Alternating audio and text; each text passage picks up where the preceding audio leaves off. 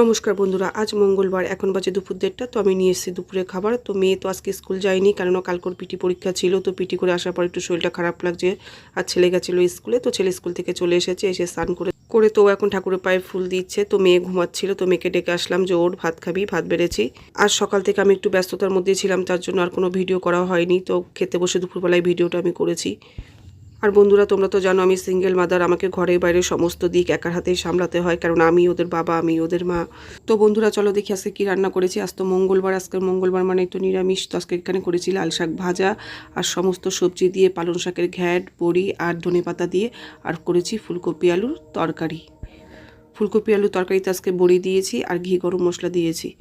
তবে এই বড়িটা কিন্তু একা আমিই খাবো, আমার ছেলে মেয়ে কিন্তু কেউ বড়ি পছন্দ করে না, কিন্তু বড়িটা খেতে আমার ভীষণ ভালো লাগে। তাহলে বন্ধুরা আজকের ভিডিওটা একটুখানি কিরকম লাগলো অবশ্যই জানাবে। যদি ভালো লাগে তবে লাইক, কমেন্ট এবং শেয়ার করো। দেখা হবে পরের একটা ভিডিওতে।